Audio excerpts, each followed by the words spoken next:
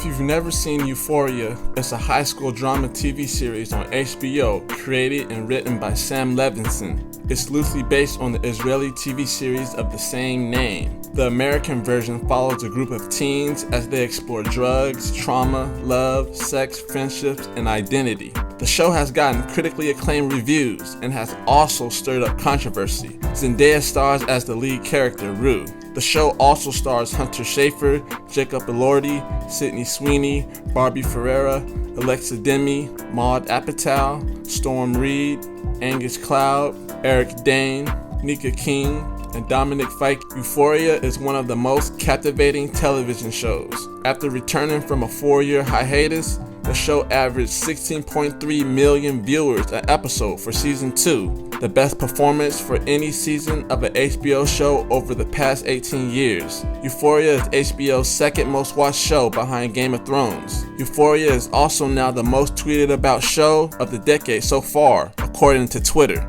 The tweets vary from favorite characters and plot predictions to hilarious memes and fashion takes. Sam Levinson is the creator and writer of Euphoria. He's directed and written the movies Another Happy Day and Assassination. This American version of Euphoria is spearheaded by Zendaya's character Rue, inspired by Sam's real-life experiences as a youth. And after the season finale of season 2, I can honestly say Still Like The Hummingbird is the best Euphoria episode. Let me paint the picture. Let's start with Rue's backstory up until this episode. Rue is a 17-year-old recovering drug addict who lives with her mother and younger sister Gia. Rue's father passed away from cancer. This is how we're introduced to Rue in the pilot. Fresh out of rehab, Rue has no intention of staying clean and tries to make sense of the world, especially after her father's passing. When she meets the new girl in town, Jules, she develops a relationship with her. Through her relationship with Jules, she becomes sober. Then, during the season 1 finale, when Jules leaves on a train without Rue, Rue is heartbroken and starts retaking drugs. At the beginning of season 2, they awkwardly begin reconciling their relationship thanks to a new kid from school named Elliot. But behind closed doors, Rue takes drugs with Elliot. Elliot then reveals to Jules that Rue isn't clean. This leads to the episode Stand Still Like The Hummingbird. The episode starts with Rue's mother confronting her about being on drugs again. Rue's mother believed that Rue was doing better since coming out of rehab and having a sponsor like Ali, but we know Rue relapsed. Rue immediately accuses her younger sister Gia of snitching on her for smoking weed. In an episode during season 2, Rue developed a plan to keep her hardcore drug use hidden by starting to smoke weed. She casually tells Gia that she wants to smoke to help with her panic attacks, and Gia gets mad at the idea. Gia doesn't want to see Rue do any sort of drugs at all. For context, Gia was the one who found Rue when she first overdosed on drugs. So Rue confronts Gia in her face, while Gia tries to explain to Rue she didn't say anything. Both sisters and their mother are arguing and following each other around the back of the house. Rue's mother reveals that Jules told her, but how could Jules know? Rue then realizes that her mother got rid of the suitcase full of drugs that she acquired from a drug supplier, who thought Rue would sell the drugs, but Rue planned to hold on to the drugs for herself. Erratic, Rue throws a tantrum and gets aggressive with her mother, getting in her face and knocking the phone out of her hand. The two get into a yelling match. Rue starts to hit her mother and sister physically, says nasty things to them, and kicks a bedroom door in, all while looking in different parts of the house for that suitcase. Rue has bigger problems if she doesn't find that suitcase worth $10,000 of drugs. All of this is going on. Then it's revealed that Jules and Elliot were in the living room the whole time. They heard everything, and Rue is embarrassed. Only for a slight second, Rue realizes that Elliot told Jules what she's been up to, and Jules told her mother right then and there. That would explain why Jules and Elliot were in the house at that very moment when Rue's mother confronted her. This is the first intervention attempt. When Rue sees Jules and Elliot in her living room, she spews a few nasty words towards them. Rue's mother wants to help her and agrees to take her somewhere to get immediate help. Rue agrees. But when she finds out her mother isn't taking her to the hospital but to rehab, she jumps out of the car and runs away. Rue runs to Fez's house, and he's not there. Rue then runs to Lexi and Cassie's house. Maddie and Kat are also there. Lexi and Cassie's mother immediately could tell that Rue didn't look too good. Rue asks to use the bathroom, where she steals pills and jewelry. Rue's mother is at the house when she's done using the bathroom. This is the second intervention attempt. All the girls and the two mothers are there for Rue. Rue says she can't do this. Cassie encourages her by saying she could take it one day at a time. Rue doesn't like this and reveals to everyone that Cassie has been sleeping with Nate, Maddie's ex-boyfriend. As everyone is going crazy, Rue uses this moment to escape from the house, and now she's back on the streets. Rue returns to Fez's house, and this time he's home. She asks for drugs, but Fez says he doesn't have any here. Rue then tries to steal pills that belong to Fez's sick grandmother.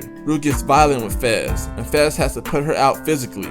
It's almost like a callback to a similar scene from the first season. Rue banging on Fez's door, begging for drugs. Back on the street, Rue finds the opportunity to enter a couple's house by slipping under their closing garage door as they're leaving. She even breaks the fourth wall with a smirk, letting the viewers know what's about to go down. Rue goes through the house, stealing cash and valuables, and escapes without being caught. When police officers on the street randomly confront her, Rue tries to prevent herself from throwing up, but seeing that she's unwell prompts the cops to pursue her, and she runs away from them. And it's kind of a chase all throughout the streets. Hilariously, she's able to outrun and outsmart the cops. Feeling guilty for not having the suitcase full of drugs, Rue visits Elordi, the drug supplier. Rue gives up the money and things she stole during the night instead of the money she owes. Elordi doesn't accept and goes into a speech. By the end of her remarks, Elordi says, "If I was going through withdrawal, I would do anything. It's one of the good parts of being a woman. Even if you don't have money, you still have something people want." Elordi is referring to sex work. When Elordi first lent the suitcase to Rue, she warned that if she screwed her, she'd have Rue kidnapped and sold to some sick people. One can argue that Elordi knew that Rue would never be able to sell the drugs, and lent her the suitcase anyway to have the leverage to sex traffic her later. And although Rue was an addict, she was going crazy in her home about the pills,